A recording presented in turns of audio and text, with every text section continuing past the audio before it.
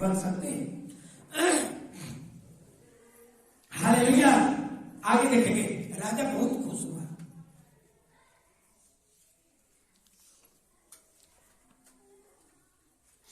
एक वचन पढ़िए, याकूब 1:15 और 17।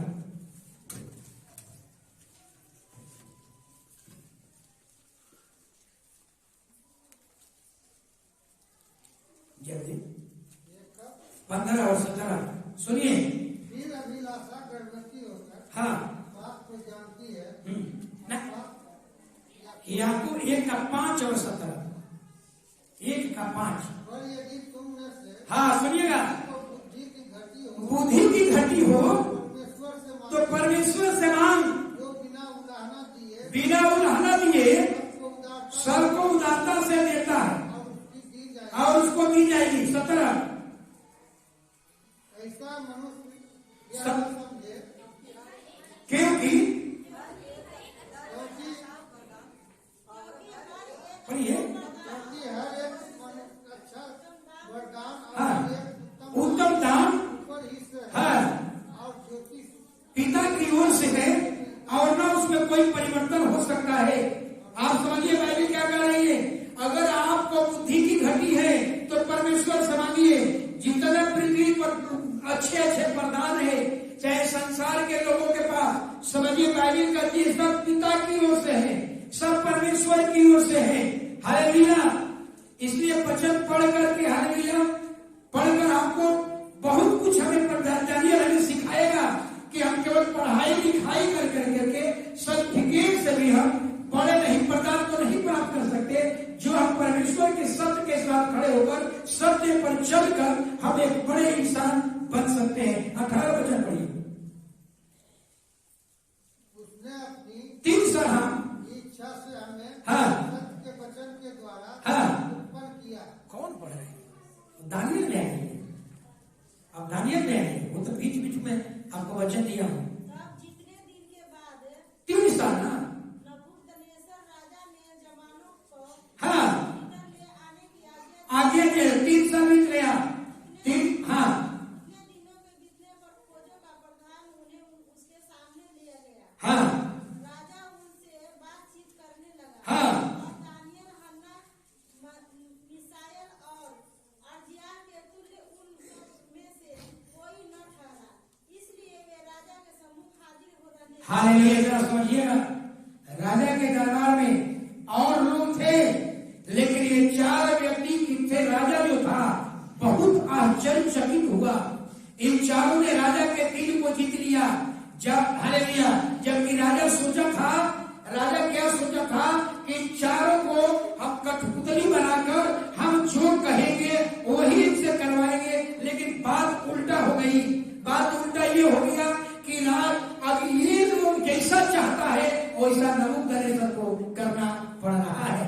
हालेलुया। 20 वचन पढ़िए।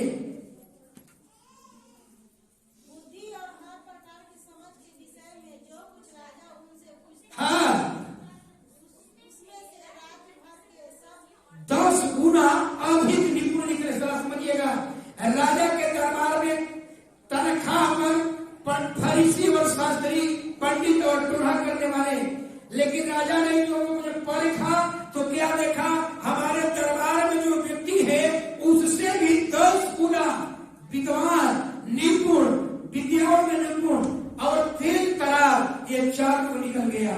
हालेलुया। इसलिए हालेलुया। आगे पढ़ेंगे 21 वचन। 21 वचन पढ़िए जल्दी। हाँ हाँ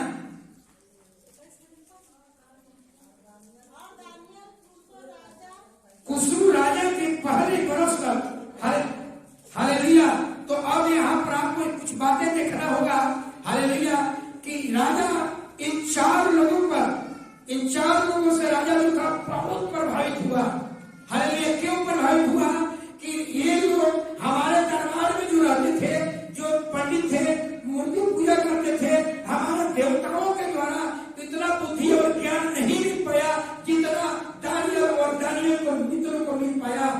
हालेलुया। यही कारण था कि राजा बहुत प्रभावित हुआ। राजा बहुत इन लोगों आश्चर्यचकित हुआ। इसलिए हुआ, इतना ही नहीं, राजा इसके बारे में जलन करता था। क्यों जलन करता था? कि राजा इनके महल में रहता था, लेकिन राजा का भोजन राजा किया गया नहीं मानता था। सोचिए जरा, ऐसा गुलामी आपने देखा होगा, राजा के महल में रह रहे हैं, राजा के महल में रहता है, राजा का भोजन करते हैं, लेकिन राजा का बात नहीं मानते। और आज के संसार के लोग अगर गुलामी में चले जाएंगे तो बहुत लोग को बहाना हो जाएगा, हम तो गुलाम हैं, हम अपना मर्जी से नहीं चल सकते हैं। अरे भैया, जो परमेश्वर आपके साथ रहेगा, साया रास्ता भी कर जाएगा, आप जैसा चाहेंगे वैसा कर सकते हैं। राजमहल में भी आप परमेश्वर की आराधना कर सकते हैं, राजमहल में भी उनके देवता की आराधना नहीं कर सकते हैं। जरा जानिए आपको सिखा रहा है, क्या सिखा रहा है? कि राजा के दरबार में रह रहा है, राजा का भोजन कर रहा है, लेकिन राजा की आज्ञा नहीं मानता है, राजा के देवताओं का भी आज्ञा नहीं मानता है, राजा का देवता का भी आदर नहीं करता है, राजा का खाना का भी आदर नहीं करता, राजा का भोजन का भी आदर नहीं कर रहा। ये ऐसा है हमारा परमेश्वर। हालेलुया। यही कारण था, जरा समझिएगा, आगे आप बताएंगे, प्रभु बोले थोड़ा कुछ पहले। हालेलुया।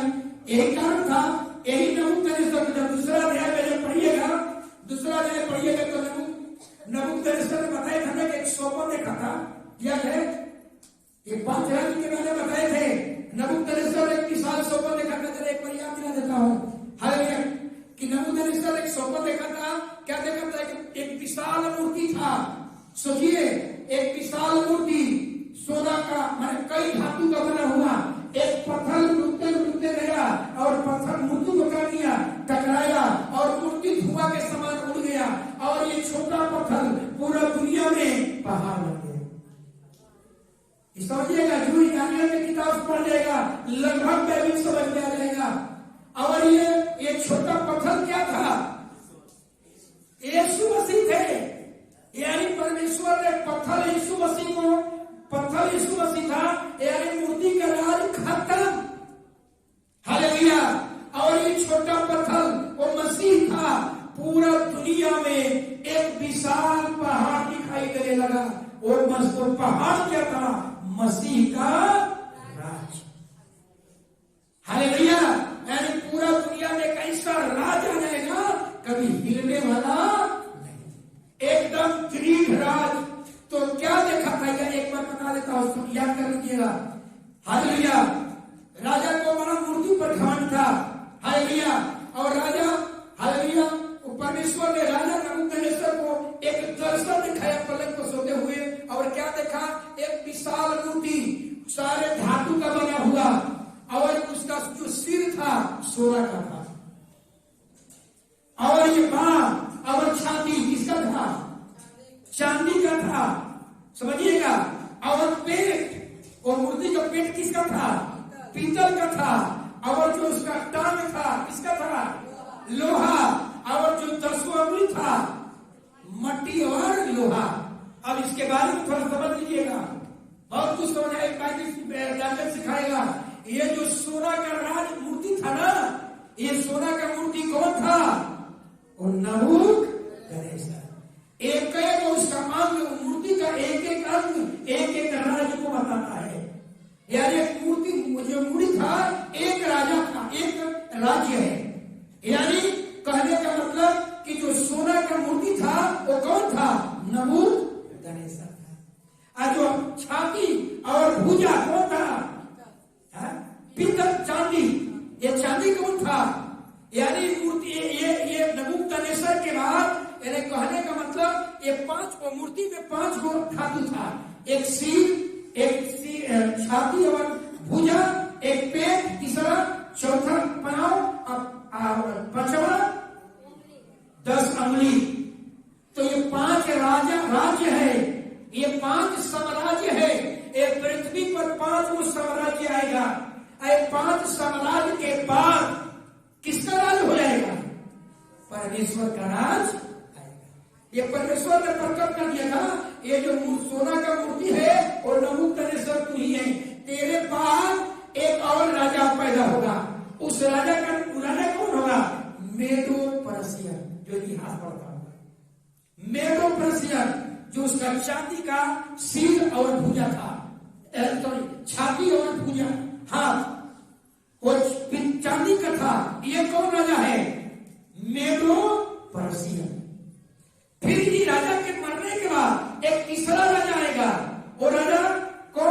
जो पेट था सोना का, पीतल का, और वो था ग्रीक राजा, जिसको हम लोग कहते हैं सिकंदर, अलेक्जेंडर, सिकंदर का राज आएगा। यानी सोना का मूर्ति नबूकदनेस्सर, दूसरा मेडो पर्शिया, तीसरा ग्रीक सिकंदर। पूरा दुनिया को जीत लिया था, बता चुके हैं, पूरा दुनिया को जीत लिया।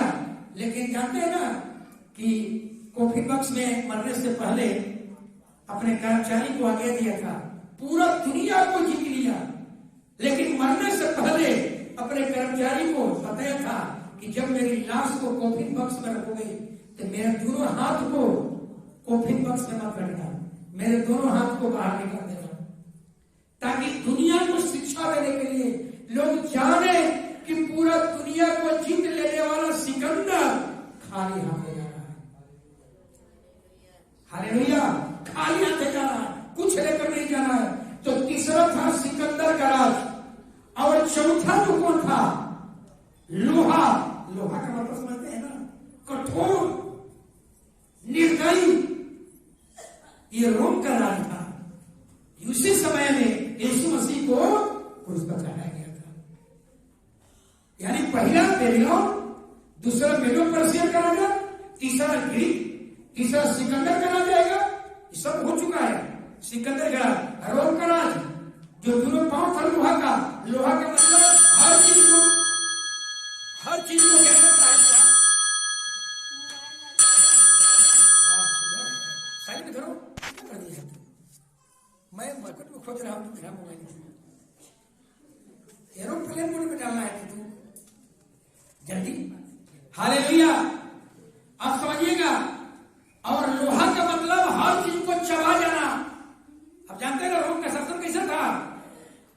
रोम के बारे में पढ़िएगा, पेगन रोम, यानी कहने को हर चीज को चबा जाना, हर चीज को मसल देना। रोम का शासन पृथ्वी में सबसे क्रूर शासन था। दोनों पांव जो लोहा का था। हालेलुया, उसी समय में यीशु का आगमन हुआ। और पांचवा राज किसका होगा? पांचवा राज 10 डिवाइडेड, एक और पांचवा जो राज आएगा 10 को तरह का राजा होंगे। कैसा होंगे? कोई कमजोर जो अंगुली है ना 10 को, उसको बताया 10 डिवाइडेड, यानी अंगुलियां 10 को में कोई मिट्टी का है, कोई लोहा का है। कोई कमजोर राजा होगा, कोई मजबूत राजा होगा, कोई कमजोर होगा, कोई मजबूत होगा। तो अभी ये राज खत्म हो गया। बेबीलोन का राज, सोना का मूर्ति जो था, बेबीलोन खत्म हो गया। मेडो पर्शिया का इतिहास पढ़िए, ये भी खत्म हो गया। सिकंदर का राज जो था पेट्रोला, वो भी खत्म हो गया, वो भी राज खत्म हो गया। रोम का राज खत्म हो गया। कितना साल पहले जब यीशु आया था। अभी कौन राज चल रहा है? ये 10वां बलि वाला। पृथ्वी पर 10 ऐसे लोग हैं, राज्य हैं जो मजबूत है, जिसे आप देख सकते हैं। अमेरिका भी पूरा दुनिया में मजबूत बना हुआ है। तो कमजोर भारत है। हालेलुया। और कौन कमजोर है? साउथ कोरिया है, मूर्ति पूजा में क्या है? नहीं, साउथ कोरिया मत कहिए, रशिया कहिए। बड़े में चाइना मजबूत है, अमेरिका मजबूत है, इंडिया भी मजबूत नहीं उसमें। और कैसे कैसे लोग हैं। तो 10 जो राज होगा, 10 के बाद ये जो राज खत्म होगा तो मसीह का आगमन हो जाएगा। तो कहने का मतलब 5 जो राज है खत्म हो चुका है, 4 राज बीत चुका है। यानी जो पत्थर जो आया था, वो पत्थर उस पर मारा था, और उसके बारे में सारी बात दानियल को बताया, राजा का कर्मचारी नहीं बताया कि ये मूर्ति जो था इसमें 5 प्रकार का धातु लगा हुआ था। ये धातु का अर्थ क्या है नहीं किसी को पता। ये कौन बताया? दानियल ने बताया कि हे राजा, तेरे बाद तेरे करके तुझको लेकर के एक पृथ्वी पर 5 राज्य का उत्पन्न होगा। 5 बड़े बड़े राजा आएंगे, और 5 राजा के बाद एक पृथ्वी पर एक विशाल मसीह का राज जो है। तो सोचिए 4 राज मिल चुका है, इसमें कहीं डाउट नहीं है। हालेलुया। एक बार कोई बाइबल पढ़ ले, उसको समझ में आ जाएगा कि गॉड कौन है। हालेलुया। तो 4 राज बीत चुका है, 5वां राज चल रहा है। हालेलुया। और इसके बारे में बाइबल क्या बताती है? अभी एक्सटेंशन का राज है, विस्तार करने का राज है। मसीह का आगमन जानते हैं ना, मसीह का आगमन का समय उसी दिन खत्म हो गया जब अभिषेकित व्यक्ति काटे गए, यानी यीशु को क्रूस पर चढ़ाया गया। उस दिन के बाद से ही मसीह का आगमन का शुरू हो गया। लेकिन बाइबल क्या कहती है, जब हम लोग डॉक्ट्रिन पढ़ रहे थे तो हमें बताया गया था कि अभी जो है कलीसिया बढ़ाने का समय है, इसी बीच में कभी भी खुदा आ जाएगा। अभी कलीसिया विस्तार करने का समय होगा और सताव का भी समय होगा, सताव भी आएगा और तब यीशु का आगमन हो जाएगा। जितना कलीसिया बढ़ा दीजिए। हालेलुया। एक मुसलमान मिला था मेरे से, तो मुसलमान भाई बटन और पर हमने उसको बुलाया हो आने के लिए। वो अपना तारीफ कर रहा था, लेकिन हमने बताया कि तुम लोग जंतर मानते हो, ताबीज मानते हो, ये समझ लो कि तुम्हारा भरोसा खुदा पर नहीं है। और ये भी जान लो, आप लोग कहते हो कि हमारा खुदा आएगा हिसाब लेगा, लेकिन हमने उसको समझाया, मोबाइल में बाइबल पढ़ा कर दिखाया, देखो क्या लिखा हुआ है। खुदा कौन है? आपका मौलवी कभी भी ईसा इस्लाम के बारे में पढ़ने नहीं देता। आप अपना मौलवी से कहिए। हालेलुया। मनोज जी जानते हैं, अमीन है ना,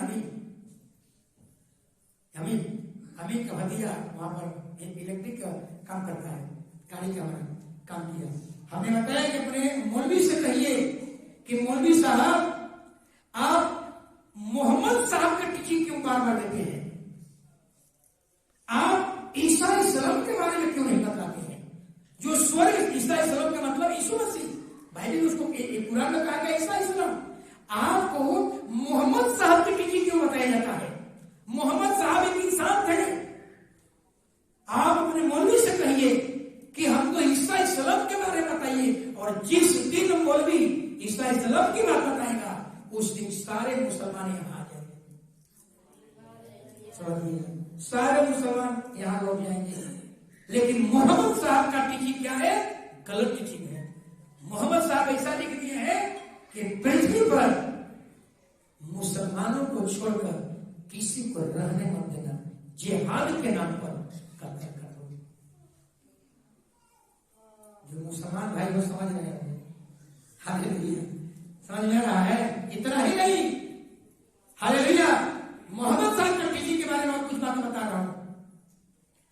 कुरान मोहम्मद साहब ईसा इस्लाम की बात नहीं करेंगे, वो ईसा इस्लाम की बात करेंगे तो सीधा लिखा हुआ है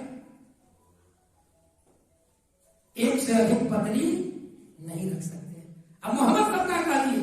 हर एक मुसलमान 4 पत्नी शादी कर सकता है, 5वां भी कर सकता है, लेकिन एक को तलाक देना पड़ेगा, तो 5वां कर लेगा। माने 4 शादी कर सकता है। सोचिए जरा, 5वां करना है तो पहले का को क्या करना होगा? तलाक देगा, फिर चालू कर सकता है। ऐसा है। मैंने यही कहा, 2 मुसलमान आ गए मेरे पास। लगा कि थोड़ा गुस्सा में हो जाएगा वो लोग, लेकिन तो बाइबल के हमने वचन दिखाया, थोड़ा सा नम्र हो गया। मुसलमान थोड़ा सा ऐसा होते हैं ना। मैंने ऐसा बताया कि आप ईसा इस्लाम के बारे में पढ़िए। जिस दिन आपका मौलवी ईसा इस्लाम के बारे में बढ़ा देगा, उस दिन सारे मुसलमान कह देंगे यीशु ही गॉड है। हालेलुया। लेकिन मोहम्मद साहब के पीछे बताया जाएगा कि मोहम्मद साहब ने क्या किया? बहुत कुछ लिख दिया बाइबल के विरोध में। हमने इसका यहां तक बताया।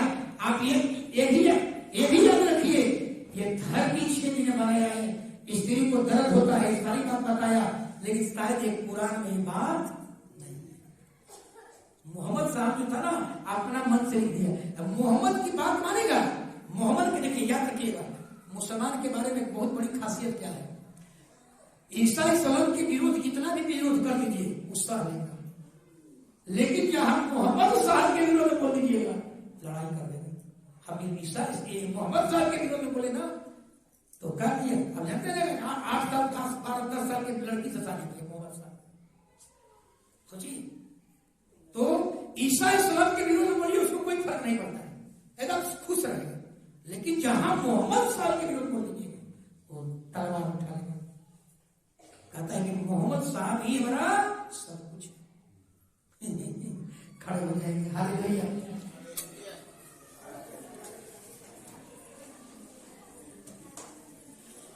हालेलुया।